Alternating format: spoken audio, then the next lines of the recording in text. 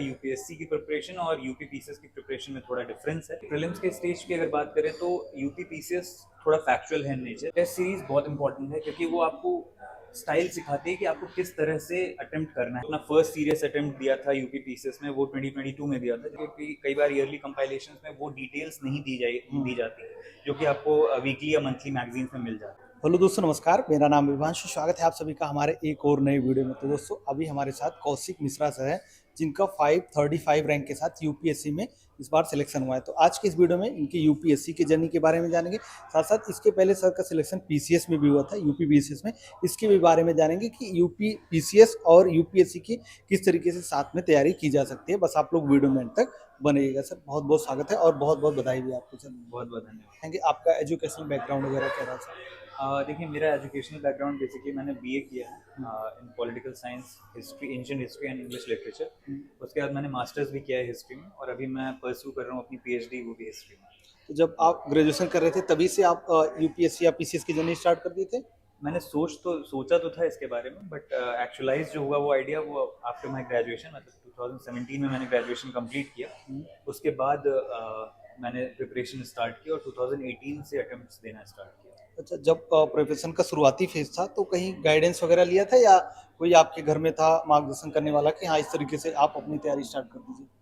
देखिए, मेरा एक सेल्फ मोटिवेशन था इस चीज़ को लेकर के, क्योंकि पर्सन्स विद डिसेबिलिटी जो सेक्शन है हमारी सोसाइटी का, मेरा बहुत मन था कि मैं उनके लिए कुछ काम करूं सोसाइटी में। तो एक सेल्फ मोटिवेशन था, और ऐसा नियर बाय फैमिली में तो कोई नहीं था सिविल सर्विसेज में। बट हाँ, ड्यूरिंग ग्रेजुएशन क्योंकि मुझे थोड़ा आइडिया लग गया था सर्विसेज के बारे में, तो मैंने सोचा उसके बाद प्रिपरेशन करनी है।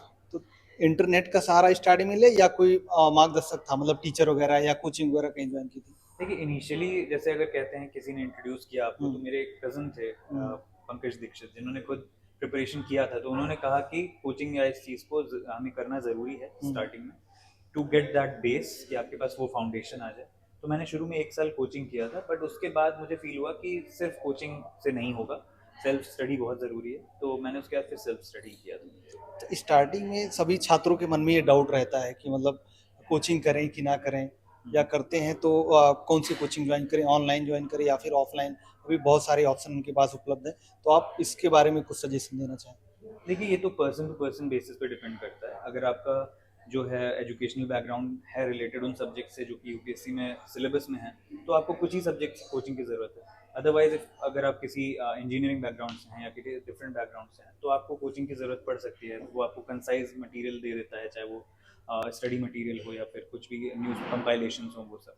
तो ये उस पर डिपेंड करता है, कोई हार्ड एंड फास्ट रूल नहीं है। प्लस जैसे जैसे चीज़ें ऑनलाइन आ रही हैं तो एक्सेसिबिलिटी अब बढ़ गई है, तो मतलब ऑफलाइन जा करके कोचिंग करना ही कोई कंपल्शन नहीं है। आप वही उसी कोचिंग को, वही मटेरियल को ऑनलाइन भी एक्सेस कर सकते हैं। जैसे कि आपने बताया कि आपका जो ग्रेजुएशन हुआ है वो बीए रहा है, मतलब कि आपकी यूपीएससी या पीसीएस की जर्नी में काम आते हैं वो सारे सब्जेक्ट रहे हैं। तो क्या बीए या बीएससी करने में दोनों में डिफरेंस हो जाता है, या बीए हम करें तो ज़्यादा अच्छे से हम अपनी तैयारी को आगे अच्छा कंटिन्यू कर सकते हैं?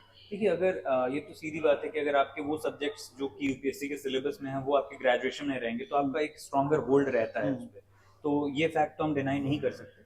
बट इसका ये मतलब नहीं है कि सिर्फ उन्हीं लोगों का सिलेक्शन होता है, या फिर अगर आपको सिविल सर्विसेज क्रैक करना है तो आपको इसी बैकग्राउंड से आना ज़रूरी है। आपको जो सही लगे। कई बार बीटेक से हम देखते हैं इस समय जरूर। बहुत हाई नंबर ऑफ सिलेक्शन जो है वो बीटेक बैकग्राउंड वालों के भी हो रहे हैं।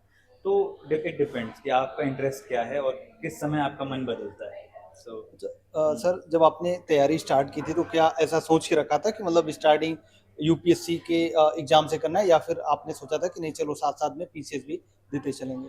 देखिए, इनिशियली मुझे लगता है जब कोई यूपीएससी की प्रिपरेशन शुरू करता है तो उसे लगता है कि हम सिर्फ यूपीएससी की प्रिपरेशन करेंगे। मेरे साथ भी सेम केस था। इनफैक्ट मैंने जो अपना फर्स्ट सीरियस अटेम्प्ट दिया था यूपी पीसीएस में, वो 2022 में दिया था, जिसमें मैंने उसे क्वालिफाई भी किया। अदरवाइज मेरा ये अप्रोच रहता था कि यूपीएससी पढ़ेंगे और उसी से जो चीज़ें कन्वर्ज कर रही होंगी उसी बेसिस पे यूपी पीसीएस दे आएंगे। बट वहाँ मुझे रियलाइज़ हुआ कि आपका यूपीएससी की प्रिपरेशन और यूपी पीसीएस की प्रिपरेशन में थोड़ा डिफरेंस है, और अगर आप उसके लिए यूपी पीसीएस की स्पेसिफिक चीज़ें नहीं पढ़ते हैं तो वो क्रैक करना थोड़ा मुश्किल रहता है। अच्छा, दोनों में क्या डिफरेंस आपको लगता है, खासकर अगर प्रीलिम्स के स्टेज की बात करें तो? देखिए, प्रीलिम्स के स्टेज की अगर बात करें तो यूपी पीसीएस थोड़ा फैक्चुअल है इन नेचर, और वहीं यूपीएससी के क्वेश्चन थोड़े कंसेप्चुअल और एनालिटिकल होते हैं। तो इस तरह से आपको थोड़ा सा अपना अप्रोच बदलना होता है दोनों में। एक जगह आपको डेप्थ चाहिए और एक जगह आपको विड्थ चाहिए। आपको ज़्यादा वाइडर नॉलेज जहाँ पे अगर आपको है तो यूपी पीसीएस में that will work for you.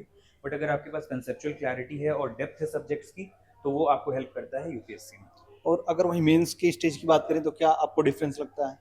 Mains की स्टेज में भी अगर आप नेचर ऑफ क्वेश्चंस देखेंगे तो यूपी पीसीएस में डायरेक्टली क्वेश्चंस आ जाते हैं। जैसे अगर कोई मींस अगर कोई एक्ट है, जैसे आपका मैन्युफैक्चरिंग से रिलेटेड या इस तरह से, तो सीधे एक्ट और उसके प्रोविजंस पूछ लिए जाते हैं।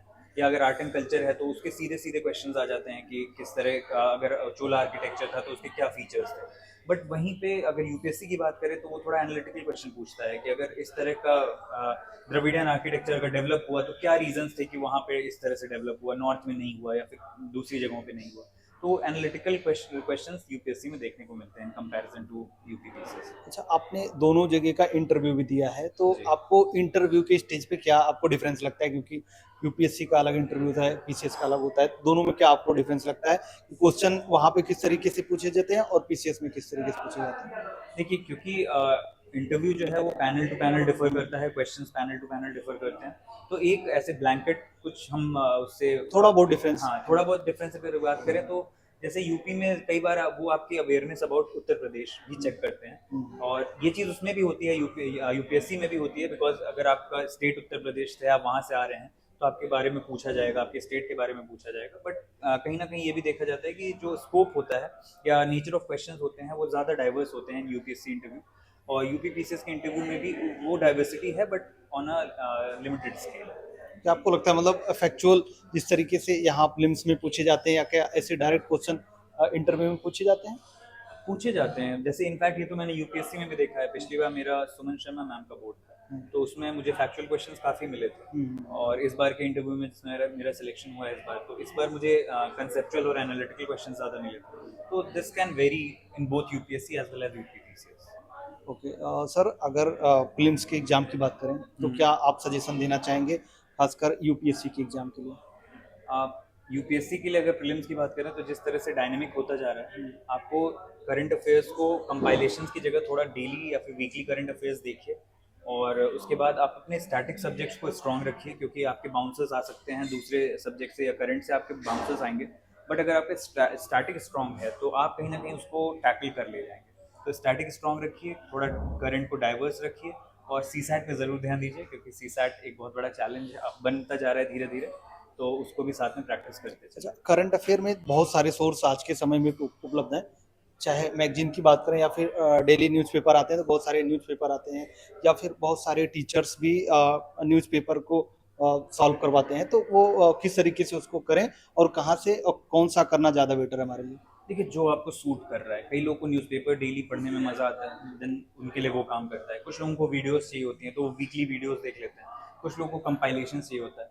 तो मैं ये कहूँगा, आप जो मीडियम चूज़ करना चाहें, जो आपको लगता है जिससे आपको बेस्ट नॉलेज मिल पा रही है, वो लीजिए। But at the same time yearly compilation से पहले भी पढ़ना ज़रूरी है। थोड़ा टाइम टू टाइम आप देखते चलिए, क्योंकि कई बार ईयरली कंपाइलेशन में वो डिटेल्स नहीं दी जाती, जो कि आपको वीकली या मंथली मैगजीन्स में मिल जाती है। तो जो आपको सूट कर रहा है उसको देखिए और थोड़ा टच बनाए रखिए करंट से। और टेस्ट सीरीज का कितना बड़ा इंपॉर्टेंस रहता है खासकर प्रीलिम्स के एग्जाम में? टेस्ट सीरीज बहुत इंपॉर्टेंट है, क्योंकि वो आपको स्टाइल सिखाती है कि आपको किस तरह से अटेम्प्ट करना है पेपर, आपको मेथड सिखाती है। और आप धीरे धीरे, क्योंकि हम अगर एग्जैक्ट क्वेश्चंस बोले तो 30 to 35 या 40 क्वेश्चन से ज़्यादा हमें एग्जैक्टली नहीं आ रहा होता। उसके बाद हमें एनालाइज करना होता है ऑप्शंस को और एक इंटेलिजेंट गेस लेना होता है, या इंटेलिजेंटली उसको थोड़ा सा डिसाइफर करना होता है। तो इसके लिए अगर आप प्रैक्टिस करेंगे तो वो उससे बेटर हो सकता है और आपकी जो एक्यूरेसी है वो उससे बढ़ सकती है। तो एक्यूरेसी बढ़ाने के लिए कुछ आप सजेशन देना चाहेंगे? एक तो आप ही ने जो बोला अभी, सबसे पहली चीज़ कि प्रैक्टिस कीजिए, ज़्यादा से ज़्यादा टेस्ट सॉल्व कीजिए। सेकेंडली, आप इवेलुएट कीजिए अपने जो टेस्ट दे रहे हैं। और उसके बाद थर्डली, जो आपके स्टैटिक सब्जेक्ट मैंने कहा, उसको उससे भी क्वेश्चन गलत नहीं होने चाहिए, उसको एकदम आप सॉर्टेड रखें। हमारे साथ बहुत सारे छात्र जुड़े हुए हैं, जी। इनके लिए कोई सजेशन या सुझाव आप देना चाहेंगे कि आगे की जर्नी चाहे यूपीएससी की हो या पीसीएस की हो, कैसे करें? क्योंकि कई बार होता है मतलब उतार चढ़ाव आता रहता है, आपने भी इस तरीके के उतार चढ़ाव देखे, कई बार प्रीलिम्स के स्टेज पे बाहर हो जा रहे हैं, कई बार मेंस या फिर इंटरव्यू से बाहर हो जा रहे हैं, तो इस उतार चढ़ाव को देखते हुए आगे कैसे बढ़े? देखिए, पहली चीज़ तो ये बात हमें मान लेनी होगी कि उतार चढ़ाव इस जो जर्नी है उसका एक इंटीग्रल पार्ट है, तो वो आएगा ही आएगा। और आप चाहे जो कर लीजिए, चाहे आप टॉपर भी बनने वाले हैं, तो आप अगर टॉपर्स की भी टॉपर टॉक्स सुनेंगे तो आपको पता चलेगा कि वो भी कभी ना कभी अपने अप्स एंड डाउन्स में थे, जब उन्हें फील हो रहा था कि शायद मुझसे नहीं होगा, बट उनसे ही हुआ। तो जब भी आपके डाउन फेजेस आए, आप मान के चलिए कि ये एक पार्ट है इसका प्रोसेस का, और उसमें भी अपने आप को डिसिप्लिन में रखिए, मेंटेन रखिए अपना जो शेड्यूल है डेली बेसिस पे, क्योंकि जहाँ मोटिवेशन खत्म हो जाता है वहाँ डिसिप्लिन काम करता है। तो डिसिप्लिन रहिए, कंसिस्टेंसी से अपने काम को करते रहिए, और चाहे जो जैसी भी परेशानियाँ आए, परसीवरेंस बनाए रखिए, एंड चीज़ें सॉर्ट आउट हो जाती हैं।